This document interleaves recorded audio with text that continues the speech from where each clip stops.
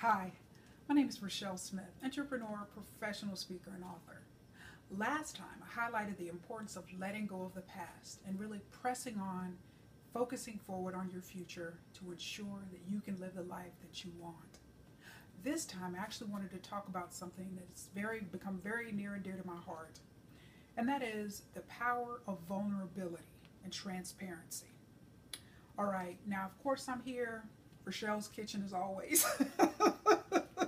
By now, you've really determined, you've discovered that this is my favorite room in my entire house. Rachelle's Kitchen is where it's at, folks. About to make dinner here in a minute.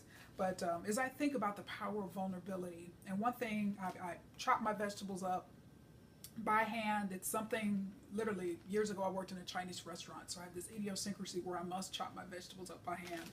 But anyway, as I'm about to make something here, some green peppers, and as I think about this concept of vulnerability, think about your own life, okay? Because by being vulnerable, by being transparent, we have the power to really impact and help other people in unimagined ways.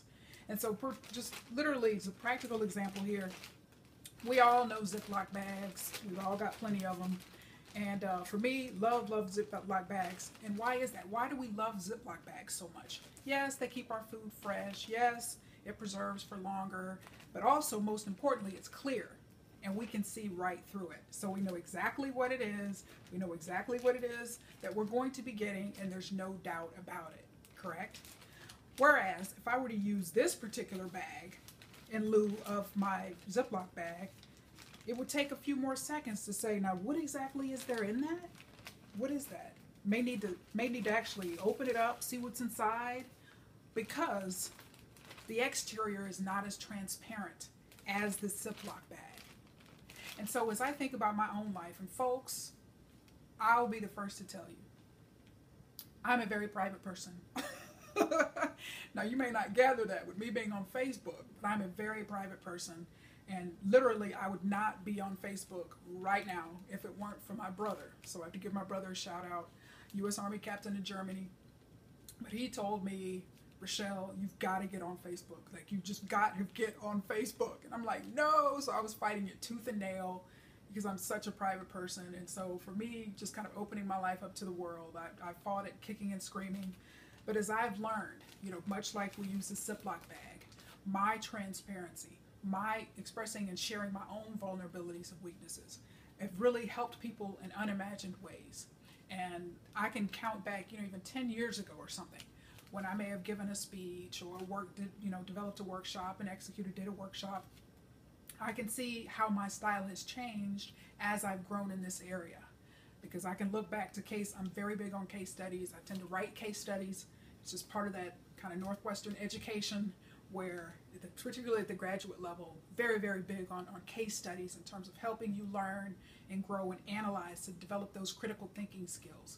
And so I'm very big on writing case studies, basically on different aspects of my life and areas that I've grown, whether it be a workshop that I share those where, small groups can take those and say, now this is what I would do in this situation and this is what she did. And it's just absolutely amazing. I love doing that. But that requires a great level and a great deal of transparency and vulnerability. And I've got to open my life up. And so that was an area, it took me a long time, but I had to grow in that particular area of just kind of not wanting to be, just this private person, this anonymous person. And so, others have benefited from that. And there's actually one person highlighting an example here a couple years ago. So I got this letter on March 2nd, 2014. And I had given a presentation a couple weeks prior in Louisiana at my undergraduate alma mater. And so at that particular point, it was very kind of inspirational, motivational talk. Really wanted to inspire the next generation of students to pursue their dreams and to not limit themselves. Okay, so gave a keynote address on that. It was wonderful, great to be back in my alma mater as usual. But I received this letter in the mail. And you could tell it meant a lot to me because I saved it. And I refer to it, from time to time, just for inspiration and then just wonderful expression of appreciation. But what happened is, on that particular speech, is here I am on stage, and there's one thing that's kind of known about Rachelle. Cool, calm, and collected in all situations. And what is that another way of saying? I tend to be very in control of my emotions. But on that particular case, towards the end of my presentation, I started talking about my family and how much they meant to me and how much I appreciate them and how I wouldn't be the person I am today without them. So literally, when I started talking about my family, my voice cracked. I started tearing up. In other words, I lost control of my emotions on stage at a keynote address. And so for me, I'm, literally taken aback myself here on stage, trying to pull it together. Like, oh my goodness, what am I doing? What's going on? But anyway, in that particular moment, that something like that had never happened to me before, particularly on stage. And so that revelation of my humanity is kind of what people saw. It's like, wow, she's human, she's real. And that was a lesson that I needed to learn. Yes, I may be tearing up on stage, but okay, I'm human. I love my family. My family's wonderful. I wouldn't be who I am without my family. And so that particular lesson, while it was kind of embarrassing at the time, I could see how that was truly a growth moment for me in terms of the importance of transparency and showing my humanity. All right. But I received this awesome letter in the mail. And as I was talking about my family, it really spoke to this particular person. And I received this letter, and I'll read the end of it. And it says, since my grandmother's funeral, as well as the 2 weeks prior, when she was in ICU, I have had an extremely difficult time performing even the simplest tasks. I feel as if I'm merely going through the motions of living. I had no idea it were even possible to feel the degree of pain in which I have been experiencing as a result of losing my grandmother. I have had numerous thoughts as to what I should do with my life now that my grandmother is no longer with me. I have contemplated whether or not I should even continue my college education, among other life choices. However, the first and last statements you made during your presentation to not give up and to recognize those who mean the most to you were truly life-changing for me. I just wanted to express my sincere thanks and appreciation to you. And even reading this, you could tell it's just kind of bringing back all these fresh emotions when I talked about recognizing those people who are important to you, your family, your friends, whatever the case, your inner circle. But I didn't realize this particular student had just lost a grandmother, and the grandmother, the letter's the full page long. And so the grandmother was this person's champion and helped to pay for their education. And so there was kind of this question of, what do I do now? My grandmother's gone. And so, I didn't realize kind of when I had that moment on stage talking about my family, how important it is to highlight those and to appreciate those who are important to you. I was speaking directly to that particular student.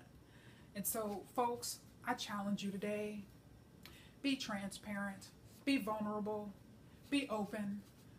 Whatever experiences you may have happened, but whatever may have happened to you in life, whatever experiences you may have had, I assure you, you can help to carry that torch and pass that baton on to help someone else, oftentimes with not even realizing it, whether it's overcoming some type of trauma or overcoming any type of adversity. Okay, be open, be willing to share those experiences with other people, because I can assure you there are people around you, there are strangers on the street, people you may run into in the grocery store, never see again. But your words of wisdom, your words of insight, your words of encouragement for having been there and overcome it will really, really, really make a difference in another person's lives. So of course, now my life is kind of built around this whole concept, but you can do this as well. You don't need to be, getting filmed in front of a camera. You don't need to be writing books or anything like that. What you can do what you can do, correct? So just don't ever neglect an opportunity to be open.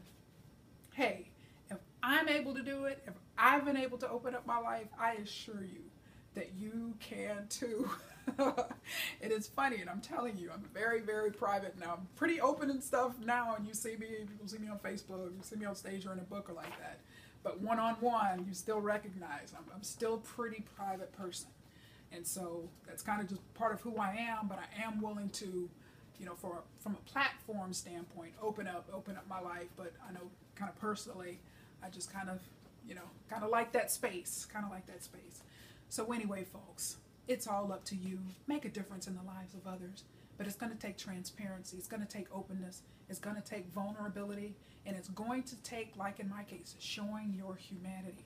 Because it is those times in which we are able to truly make a difference in the lives of others and really help them to overcome whatever challenges may be seen and unseen in their lives. So thanks so much for your time. Make it a wonderful day.